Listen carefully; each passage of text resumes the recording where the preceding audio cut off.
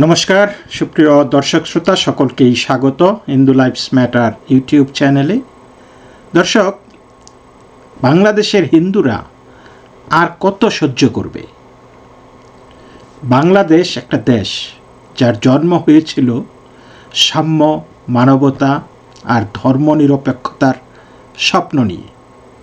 কিন্তু আজকে প্রশ্ন উঠছে যে সেই বাংলাদেশে সংখ্যালঘুরা নিরাপদ কিনা। বিশেষ করে হিন্দু সম্প্রদায় আজকে টার্গেটেড। আমরা প্রতিনিয়ত দেখতেছি হিন্দুদের উপর নানান অজুহাতে নির্যাতন নেমে আসছে।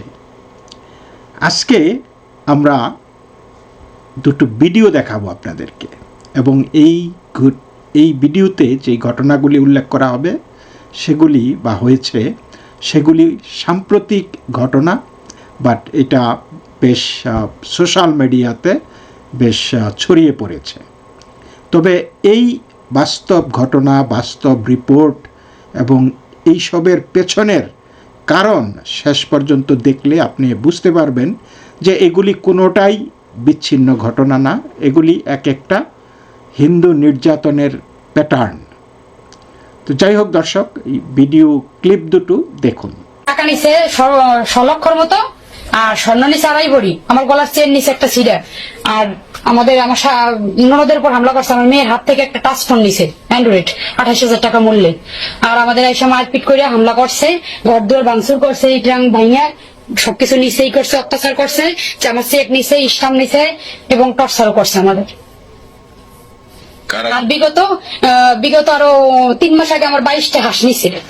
ওই হাঁস নিয়ে বাগানের ভিতরে 22টা হাঁস চুরি করে নিছে সুমন দাঁড়িয়া, রিপন দাঁড়িয়া, শিপন দাঁড়িয়া, এর বাবা আতিয়ার দাঁড়িয়া, আর হচ্ছে হাসান দাঁড়িয়া, আর রামিম দাঁড়িয়া, নাম রামিম দাঁড়িয়া। এরা আরো বিভিন্ন প্রকারের লোক ছিল, এদের চিনছি আর বাদ বাকি এদের চিনি না। এই ঘটনা হয়েছে কবে? ঘটনা হয়েছে গতকালকে। সো দর্শক, এই ভিডিওটা যেটা দেখলেন, এই যে গয়না গাটি চুরি করে নিয়ে গেছে বা হুমকি ধমকি দিচ্ছে, এবং তারপরের ঘটনাটা ঘটেছে হাতিয়াতে, নোয়াখালীর হাতিয়া, সেটাও দেখেন।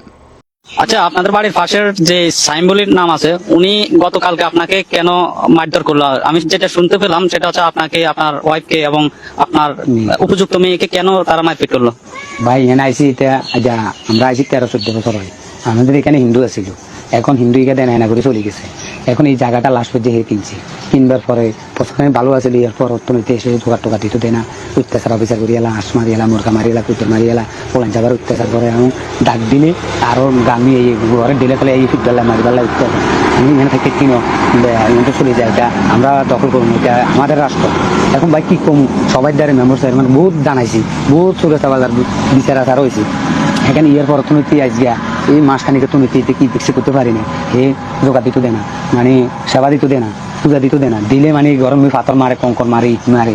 এটার ভিতরে বহুত এই দেশে মনে হাজার জানাইছি সবাই। আজি বোরান আজি সাহেবের জানাইছি, হাসান মেম্বার সাহেবের জানাইছি, মনে করেন আজাদ বাড়ি সাহেবের জানাইছি। বারবার রাতে 4টা বাজো আমি আজাদ বাড়িরে ফোনে আওয়াজ শুনাইছি, হে কবাই না কেনা ধৈর্য ধরো, শৈল মেয়েরা জানাইছি। মনে হয় এই দেশে মান্যগণ্য ব্যক্তি মনে 1000-10 লোকেরা জানাইছি। হট করে কালকে সকালে আমি চেয়ারম্যান ভাই দিয়েছিলাম যে কোনো একটা দরকারে, হিয়ান্তন আসি চৌরাস্তা বাজার শুনি কি আমার ওয়াইফের ঘরের ভিতরে ঢুকি, মানি চলচাই ধরি, আমার ওয়াইফেরও ফিরছে, আমার মেয়েরও ফিরছে, আমার ছেলেরও ফিরছে। ইয়ার পরে আমি আসি ডাক দিছি যে তোমরা যদি এরকম ইমানদারি লোক, হাজার মুসলিম ভাইরা এখানে নামাজ পড়ে, কিছু বলে নাই, তোমরা ডাঙ্গুরে সেবা দিত দেয় না, এরকম বলি তোমরা হিন্দু মেয়ে কেন আসলে এই কথার পরে তুমি ছেলে দুইটা হে আমাদেরকে ইচ্ছা মতে বা মানে আমার পরিবারের, আমার মেয়েরে, আমার ছেলেরে, আমার সেই নাবালক শিশু ওনাকে মানে এমন মারছে, এটা ইতিহাসের বাইরে। এখন আমি আইজো হইসারও বাবু ভাই আইনের রাষ্ট্র ধরতে পারিনি, কিছু করার নাই, আমার কর্ম খারাপ। কিন্তু আমি হিন্দু সম্প্রদায় কেন হইলাম? যদি হিন্দু সম্প্রদায় না হয়ে যদি মুসলিম হইতাম, তাহলে আজকে আমার লাই বহুত জনে টাকা পয়সা দিয়ে সহযোগিতা দিতাম। তখন আমি অসহায়, এমনিও দেখতে পারিনি, কিছু করতে পারিনি টাকার জন্য। আমার কালকে পিড়ি, আমার পরিবারের কাপড় সবর সিঁড়ি কিছু রাখেন, লাতিন মারি খালা হালাই দিচ্ছে। তো দর্শক, এই ঘটনাগুলি কিন্তু খুবই সাম্প্রতিক ঘটনা। হিন্দু পরিবাররা নির্যাতিত, তাদের ঘরবাড়ি ভাঙচুর করা হয়, ঘরবাড়িতে লুটপাট করা হয়, আগুন দেওয়া হয়, মারধর করা হয়, এবং এগুলি খুবই পরিকল্পিত এবং well coordinated, well executed, well planned and well coordinated. এবং এই শুধু একটা ঘটনা না, এরকম মানে বহু শত শত ঘটনা ঘটে চলছে প্রায় প্রতিদিনই বাংলাদেশের যে কোনো জায়গায়, এবং একটা দুইটা আমাদের গোচরে আসে এবং অধিকাংশই আনরিপোর্টেড থেকে যায়। তো অনেকে বলবে যে এগুলি এরকম একটু আধটু মাইনরিটিদের প্রতি হয়ই, কিন্তু মাইনরিটিরা কি মানুষ না? কেন মাইনরিটিদের প্রতি এরকম ঘটনা ঘটবে? গত 2025 সালের শেষের 6 মাসে 71টি ধর্ম অবমাননার ঘটনা ঘটেছে। সেখানে ব্লাসফেমি ছিল, ধর্ম অবমাননা বলে যেটাকে ব্যবহার করে হিন্দুদের উপর আক্রমণ করা হয়, মানুষ জড়ো করার জন্য, হামলা করার জন্য একটা গুজব ছড়ানো হয়, তারপর উগ্র উন্মত্ত তৌহিদি জনতার নাম দিতে হয় যাতে আর মামলা মোকদ্দমা না হতে পারে, কারণ জনগণ করেছে, আপনি কি করবেন। তারপরে চলে হামলা। এগুলি কিন্তু এক একটা প্যাটার্ন। এই হামলাগুলি শুধু মারধর না, এগুলি খুন, অপহরণ, ধর্ষণের হুমকি, মন্দির ভাঙচুর, সম্পত্তি দখল, কোনো কিছুই বাদ না। 2026 সালের শুরুতে মাত্র এই যে 45 দিনে অন্তত 15 জন হিন্দু নিহত হয়েছে বাংলাদেশ। আরও বড় তথ্য হলো 2024-এর পর 3000-এরও বেশি হামলার অভিযোগ এসেছে, এবং এগুলি শুধু ল অ্যান্ড অর্ডার প্রবলেম না, এগুলি টার্গেটেড পারসিকিউশন। এগুলি কোনো বিচ্ছিন্ন ঘটনা না, এগুলি আইন শৃঙ্খলার অবনতিও না, এগুলি শুধুমাত্র বেছে বেছে হিন্দু নির্যাতন। কারণ একটাই, সেটা হলো ধর্মীয় উগ্রবাদ। তারা চায় না বাংলাদেশে সংখ্যালঘুরা থাকুক, তারা চায় না বাংলাদেশে হিন্দুরা থাকুক। ইসলামপন্থী গোষ্ঠী সংগঠিতভাবে তারা ঘৃণা ছড়ায়, তারা গ্রামে পাড়ায় মহল্লায় লিফলেট ছড়ায়, ধর্মীয় উস্কানি দেয়, তারপরে একটা ন্যারেটিভ তৈরি করে ওরা শত্রু। দিল্লি না ঢাকা, ঢাকা ঢাকা, আমরা হব তালিবান, বাংলা হবে আফগান, একটা দুইটা হিন্দু ধরো বা একটা দুইটা ইস্কন ধরো, সকাল বিকাল নাস্তা করো, এই ধরনের প্রচারণা সহিংসতা ছড়ায়। এবং নর্মাল এটার এই সমস্ত প্রচারণার বিরুদ্ধে কোনো অ্যাকশন নাই। তারপরে আছে রাজনৈতিক অস্থিরতা, নির্বাচন, ক্ষমতার পরিবর্তন। এই সময়গুলিতে কিন্তু সংখ্যালঘুরা বেশি টার্গেট হয়। তবে এইবার সামহাও নির্বাচনের সময়ে যেহেতু ভোটের প্রয়োজন হয়েছিল, দুই পক্ষই তোষামত কিছুটা করেছে, কিন্তু হামলা থামেনি, হামলা কিন্তু চলেছে। হিন্দুদের জমি দখল, ভয় দেখিয়ে দেশ ছাড়তে বাধ্য করা, তারপরে বিচারহীনতা।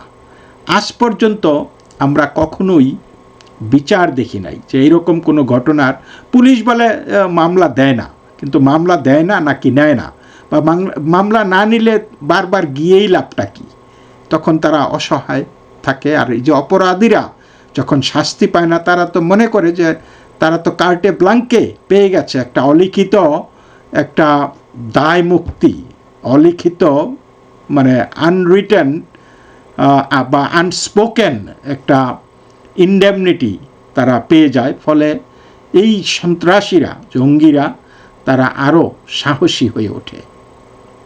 আজকে অনেক হিন্দু পরিবার আমরা দেখতেছি, এই যেই ভিডিওতে যেই সমস্ত পরিবারগুলিকে দেখলেন, পূজা করার জন্য, দেখছেন, পূজা করার জন্য, শঙ্খ বাজানোর জন্য, উলুধ্বনি দেওয়ার জন্য তাদের মাথা খারাপ হয়ে গেছে।